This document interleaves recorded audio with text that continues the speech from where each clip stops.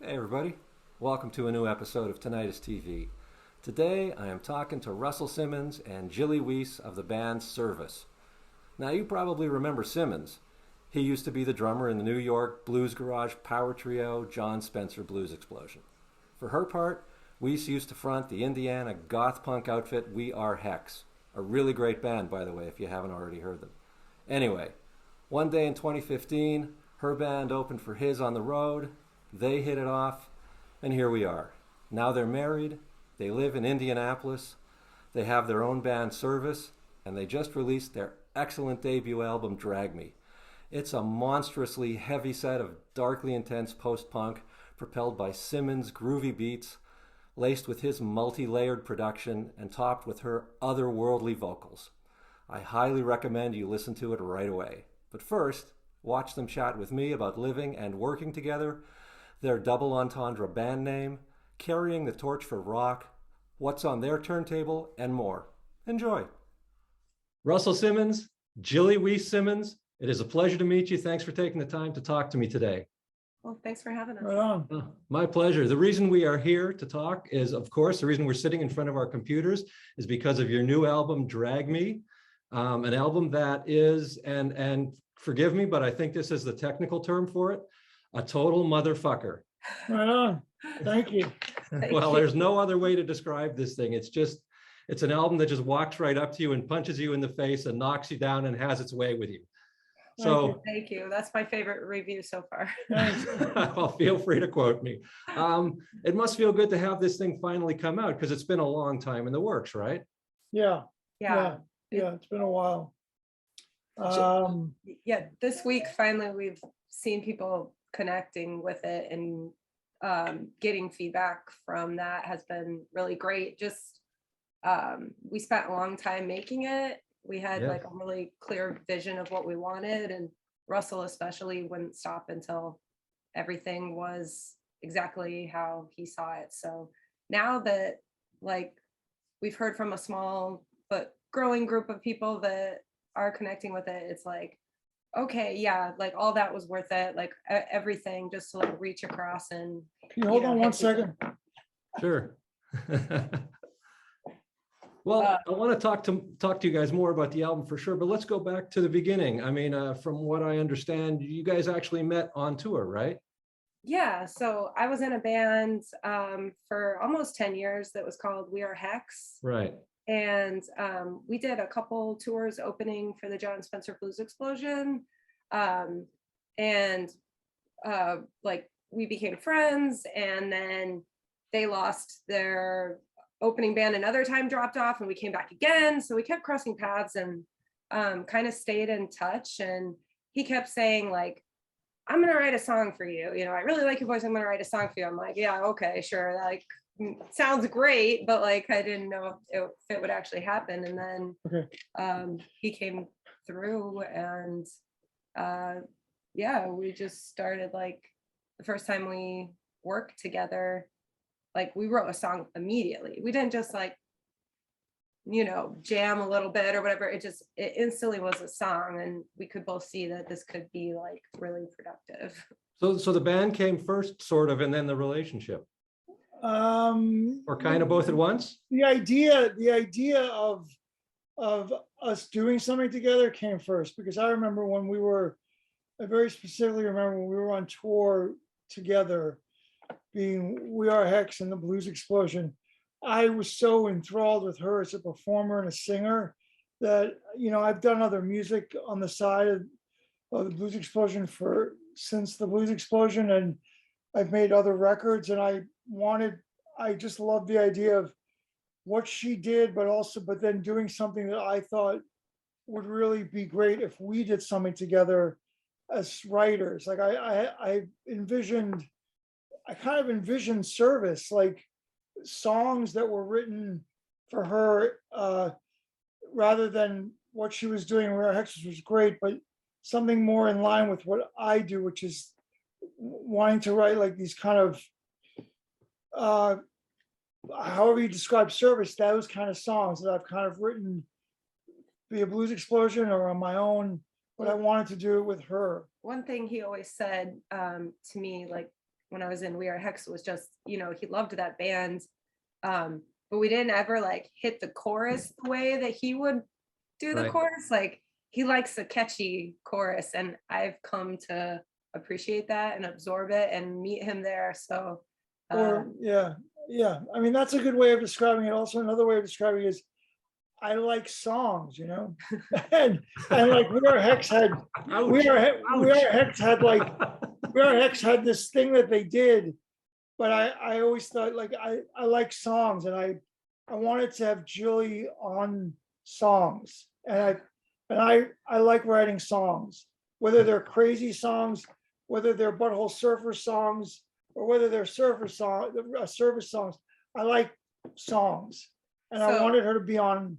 I wanted her to be the singer on songs that we wrote together. I like that the spectrum is butthole surfers to service. Yeah, that's all. Yeah, that's it. Yeah. Not very big. So how is it working together and you know, being a couple? Because that can you separate the sort of church and state of it? I mean, if you guys are working on a song and you disagree on that, does that turn into a fight over dinner or vice versa? Not really. I mean, we kind of are the same way as songwriters as we are together. We have a lot of respect, a lot of love, a lot of appreciation of each other. And it kind of is the same way when we're working together.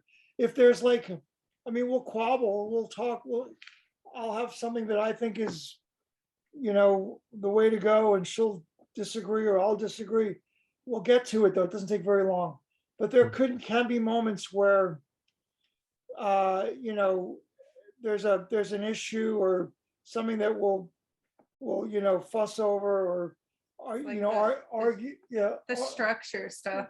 We have really funny voice memos on our phone of us like sitting in the living room working on songs and trying to yell structure ideas over the other one. All the songs get kind of started on here, me playing guitar or ideas that I've written down. And we will do stuff like go on a walk and then be like, oh, let's not talk about the band. Let's just, you know, we'll talk about the house and like whatever. And it's like 5 minutes in, we're like, so what I was thinking for this one song, you know, so I guess we're not good at separating it, but maybe that doesn't matter. Maybe it's not separate. Well, if it's working, you know, right? Yeah, we love the process, and we obsess over it. And I'll hear an idea that she has, and I'll be, yes, that's so great. I can't wait to get back to the house to work on it. That kind of thing. It's just really exciting for us. It's what we love.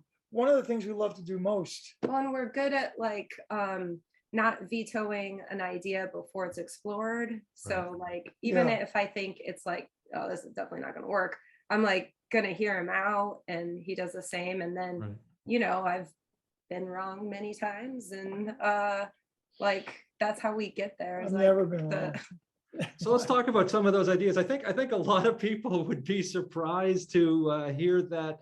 I mean, I think a lot of people probably expect you, Russell, to start writing on drums or to come up with a rhythm and a beat first and kind of build up from a bedrock. But from what I understand, you mostly start on guitar. Yeah, I mean, you know, I've made other records other than Blues Explosion. With Blues Explosion, we pretty much wrote everything together. Me on drums. I would come up with a beat or something, or John would come up with something. I play to it. In my other world of music, I've always written stuff on guitar, very much with drums in mind.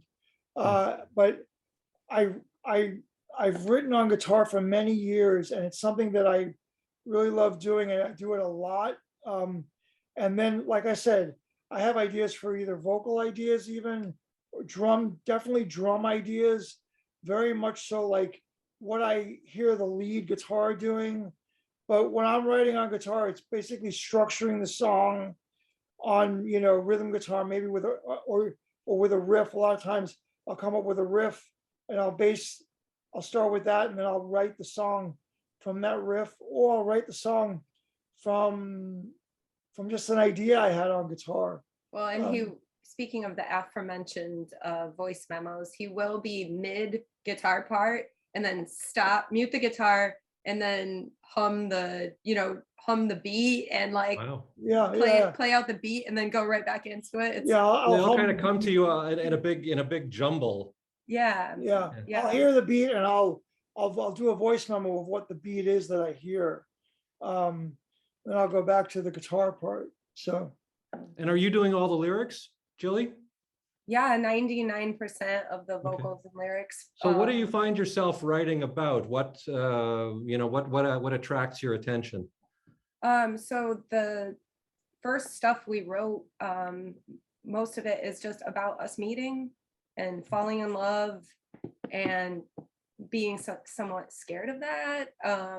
Just like it's very different than anything that I've had before. But that kind of has slowly morphed into like sort of like being able to separate out the different parts of it. So like, in this song, I imagine that we are how we are now, except that you're also my drug dealer. Like, like, so it's like exploring different things that live in the relationship and in this world that we built together. And then being able to like separate them out and build a frame around them and just focus on like this one idea. Right. And your voice is just it's like a force of nature. Yeah. I mean, how did you realize you had this thing? Did you just open up one day and it came out, or what? So I played guitar like a million years ago in punk bands. And I was kind of scared to sing. So I started this band called Ari Ari that was like a spaz band. And I had my own little mixer and I mixed the vocals way down. So I'm like screaming, but it's like at Fugazi level, like, like right in with the guitars. And that's how I kind of learned to like not be afraid to like belt it out. And then it just grew up through We Are Hex. Because I got to tell you, it does not sound like the voice of a happy, well-adjusted person. Well, well, there you go. I don't know if I'm happy or well-adjusted. Like happy is a strong word, but like, yeah, I don't know. I'm a Hoosier. I'm from Indiana, so I have to like smile and like nod a lot. But I'm from Canada. We're the politest people on earth. So yeah, okay, yeah, I don't have to tell you. Thankfully, the songs and the singing help. I think with all of us, it helps us. That helps us to be more well-adjusted. Yeah, that we're able to have the songs and just get it out to express ourselves. Yeah. Catharsis is good. Yeah, and also it's not just catharsis. It's the actual songs themselves, the creative process, and or just saying, if you say your own insecurities first, like I have a lot of anxiety, and like one song called June and Johnny, I just say like I pick at the hair at the top of my head, like because like that's like a weird thing that I'm insecure about that I do when I'm like self-soothing. But I said it first, like nobody can be like, oh, that's like, I already said it. So I pick to feel, what is it? I pick. So I don't feel dead. So I don't feel dead, and I feel kind of dead right now. Brilliant lyrics. And as far as her lyric writing and her vocals go, like I'm writing all the time, and I'll play something for her. It doesn't take her long to come up with something that she's happy with, that I like. And I mean, I think we're both pretty picky, no pun intended, but we're both pretty picky. And yet she's right there with me coming up with vocals and lyrics. Sometimes she'll, have an idea of something different that I could do musically, and I'll have an idea of something she could do different lyrically. And we're both really open to it. Well, he thinks I'm doing it fast, but I've been listening to him play the same riff for like a week and a half. No, sometimes that's and true. Then I come out and I'm like, I've got like a part, and I'll just start like singing with him. He's like, I can't believe you just came up with that. And I'm like, she's being modest. But it's like tennis, right? You're going back and forth, and you're both, raising each other's game in the process, right? Yeah. As I've said, I've said this before, but we're very much each other's muses, Right. So my compliments on the production on these songs, because I mean, on the one hand, they're just, heavy and propulsive and energized, but there's also tons of detail in these mixes if you stop and really listen. You know, the synthesizer bits and the background vocals. I mean, this must have taken just tons of painstaking time to put together and pour over and edit and re-edit. Yeah, I spent a lot of time. One of my favorite things to do is to produce a record, to mix, to add all the different elements, to make sure all the elements are right, exactly the way I want them to be, how I want them to sound, what exactly they are. I spent a lot of time on that, and I mean, I pride myself on getting on them being realized like I had first imagined, and as I'm imagining them through the process. So it did take a lot of time, but it's something that I really enjoy doing, and it's a real big part of the songwriting process for me. Is he a different guy when he's in that zone? Does he like just sort of turn into producer man, you know? I've seen a little bit of that, but I think I mean, a lot of those sounds he knows from the beginning. Like I'll hear him, you know, like with the phone going, I'm like, okay, well, that's a sample. Like, you know what I mean? Like, or like, even like a song is started, like we had a record that was skipping and he just like went over there and, you know, recorded that little loop. But yeah, sometimes in the studio, I'll be nearby, but not like in his space, because that's definitely like his world and he doesn't need any help once it's in there. But yeah, no kidding. I mean, this sucker, again, I just can't give you enough compliments on how much this rocks, and it's how good it is to hear. I mean, I don't really buy the rock is dead bullshit, but there's definitely not a lot of music out right now that has this kind of sound. You guys kind of feel you're carrying a little bit of a torch here for something, you know?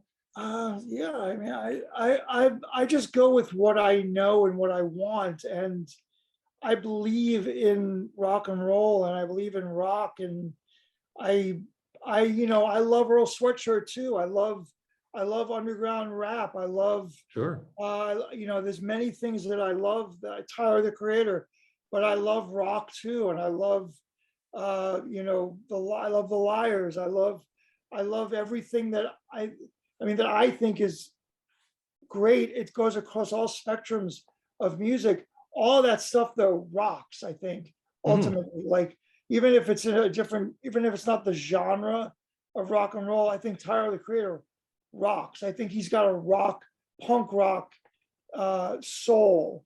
And like even when I remember Chemical Brothers were, and Fatboy Slim were doing stuff in the 90s, and everyone said rock, it's all about electronic rock. Well, the thing that was the best about those bands, and then guitar rock came back, was that those people it was infused with punk rock guitar and ethos, and it had like the things that they were sampling were very much rock guitar. And I think it's always around, and I just think it takes different forms. And but you're right though, like with the streaming and the all the technology that you can make a record in your bedroom, there's not that many full 6-piece rock bands. Yeah, that's true. Yeah, 5, 6 Yeah.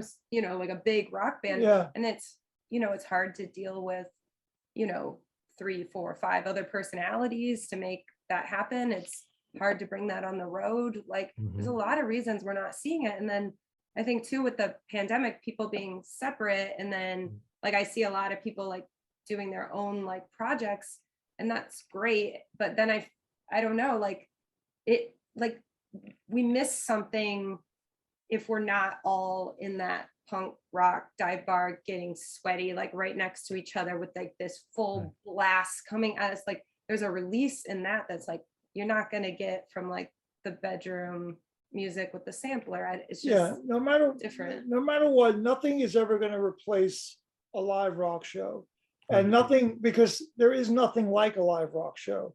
And that's why it doesn't matter how many computers or how many personal studios there are. Nothing is equal to a live rock show and what that does. and the effect that that has, and what that means for like feeling the kind of freedom you feel from that, the kind of release, the need that people have for that. Nothing's gonna ever replace that, I don't think. Yeah, That's- and trying to capture like that feeling on like a record, like by, big sounds, but not too many takes. Like, I mean, it's not easy to do to make it like feel punk because it's not like overthought, but then to, put those details in that you mentioned, like the layers that make you want to play that record again, Exactly. Where did the name Service come from?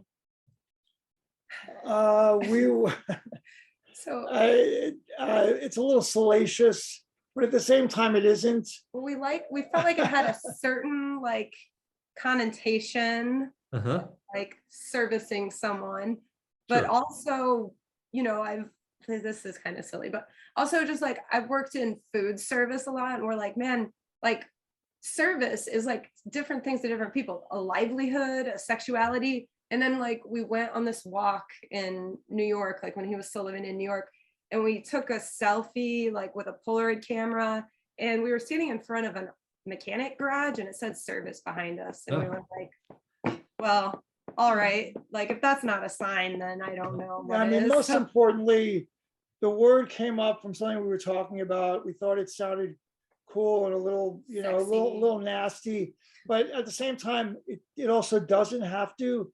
And the way it rolls off the tongue, it just felt good, most importantly. And this was a better time before I understood like Spotify and iTunes and everything that we were gonna have to do to like get the music out there. And I was like, oh, it's so cool that you won't really be able to Google it, and like people will have to hear about it word of mouth, and they'll see it in their like favorite magazine, then it'll be on a skate video, and it'll be like the old days. Well, like that's the stupidest thing now. It's like hard to find. There's other service. You are, yes, yeah. But so I guess I was right. It's hard You to were find. right, yes. That idea was romantic from an age when I was discovering music in a different way. But well, I mean, it kind of goes in though. I mean, you're also living in Indianapolis, which is not exactly, Mecca for music. What are the pros and cons of living and having a band in Indianapolis as opposed to being back in New York, Well, for me, I mean, I feel really comfortable here. Again, it's like, as long as I've been lucky. I mean, very, very, very fortunate for us to have met, but that inspires me enough. There's always a music scene everywhere you go. Sure.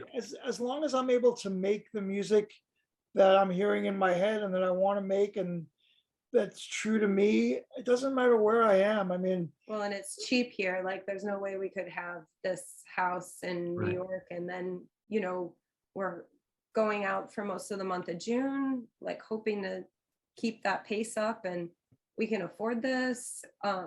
Also, like, I don't know, I'm biased because I'm from here, but like, I see lots of great shows all the time, like here. Sure. And, Cincinnati is like an hour and a half, and Louisville is like 2 hours, and Chicago's 3 hours. And like, it's super easy to just keep hitting, like the neighboring cities and stuff. Yeah. And then we're just lucky enough that our guitar player, Mitch, is like, he's like the third leg on the stool now. Like he wasn't there at the very beginning, but like, he's definitely like, when Russell's writing a song now, it's like, I'm in one part of his brain and Mitch is in the other part. Like he's writing, like knowing that we're there to fill in the way we do. And, Mitch is here, and his girlfriend does like road managing stuff for us. And then this guy named Joe at like that does sound at the local bar comes on tour with us, does our sound. So we've built up this community that like, sounds cheesy, but like we couldn't do it without all these people, like, and we have them, and everybody can leave their job for a minute and like go do this, and hopefully someday we don't have to go back to the jobs. Exactly. It's a quality of life issue in a lot of ways. Yeah. You mentioned Fugazi earlier. I mean, aside from each other's bands and your own music, what's always on your playlist, your turntable? I see a shit ton of records back there. What gets a lot of play? Well, we just turned off George listening to a Jones George before. Jones record. I Okay. mean, I listen to a lot of, classic country, more the stuff that, I mean, George Jones is one, but a lot of stuff that's guitar centered. Like, I'm very much a fan of country guitar players. We listen to everything, man. I just mentioned a couple of things, like we like the Liars, like we always love the Velvet Underground. We love, the Gun Club. We love, a lot of jazz. Electric Miles or the original Miles quintets, or Yeah. a lot of guitar, great jazz guitar players, or classic. I listen, just a lot of great jazz, a lot of great country. Like all the post-punk stuff that you could What, probably what have you introduced him to? probably like, let's see, was new for you, like the Murder City Devils, the Viagra Boys, some kind of Nice. like I mean, I knew the Murder City Devils, but I didn't appreciate them like I did after she showed them to me. There were other bands that you've played for me that I wasn't as I like a aware of. lot of pop divas like FK Twigs and Yeah, like Licky Lee and like that stuff. I was aware of it and I liked it, but Right. I didn't appreciate it as much as I did when I heard her play. Like, I've always loved PJ Harvey, and but I'm a big fan of Para Ubu. They've always been one of my favorite bands. Sure. A lot of that. I'm very into modular synth sounds, and Roxy Music, but that's definitely there. Jilly is definitely someone who's knows most everything that I know and appreciate, which I'm floored by and very appreciative of. And there are things that she shows me that blows my mind too, that there's someone who I'm in love with, or I play music with, who can show me new stuff, or an appreciation of stuff that I've known but didn't appreciate quite that much. Are those your merged records back there? Yeah, I don't So even. now you're record stuck shop together, anymore. right? That's it. I Yeah. mean, These are all our, what was that? Now we're stuck together. We merged. our Yeah, records. these are all That's our it. records. that's don't a even- sign of commitment. I don't right even there. record shop anymore because I just know, like, I'll give him a record to pick up every once in a while, but he like full-time job record shops. So I just don't even have to worry about Yeah, it. it's been a passion of mine since I was, my first records were like through the past darkly by the Rolling Stones, the Octave, was Top sign, yeah. And then probably like the Beatles again with Adrian. Those are like my for grassroots. Those are that's how old I am. Those are my first records. And I've been collecting records, Creedence Clearwater Revival, ever since. So, this is many, many, many years of record collecting. We call him Russell Original Inner Sleeve Simins because Yeah, I have a thing. it doesn't have that original inner sleeve. I have a thing for original. I'm a big fan of used original vinyl, but I also have a weird quirk obsession about if they could replace the inner sleeves all the time with what looks like original inner sleeves. But if you But open he up a knows. record with the original album art, the original album, and it has the original inner sleeve in it, it's of that time, So you know what I mean? If it I has a do. plain white new inner sleeve, it's like, where's that original inner sleeve? Yeah, the one with all the little tiny album covers on it that they were selling for $1 each. Yes, Yeah, and they had a lot of character, those inner sleeves. Exactly. Exactly. So I'm guessing you guys probably already have the next album written, since this one took so long to come out, right? A lot of it, yeah. Yeah. As a matter of fact, we do. We have more than half of that record very much in the process. In the slush phase. Yes. It's not settled. It's not set yet, but As a matter of fact, go ahead. no, that was One of the songs that we do live now all the time is one of the new songs that are going to be that we're hoping to be either a new single or on the next record. So there's other songs that we're working on that are more written, some that are fully written, some that are not so written, but all stuff for our next record. Or And we have probably like 2 or 3 B-sides from Drag Me that are songs that we like, you know, in some ways as much as what's on there, but they just didn't fit the like progression of the album. sequence, Right. yeah. So, you know, those are kind of in our back pocket too, that like, you know, maybe just on the road or something, if we meet the right sister band, do a split, or, you know, maybe do another single. But so we kind of have a nice, you know, back stock right now. We're Yeah, in a yeah. good place to hit the road and leave writing behind for a little bit. So I'm anxious to get back in the studio, honestly, but I really, really, really, I mean, it's the way it is. I'm constantly writing, but I really, really want to play this record for a long time to get, you know, let the world hear it, to give it its proper due. As you said, I'm very proud of this record. So, you know, there's nothing like making a record and then touring on it. That's what it's all about.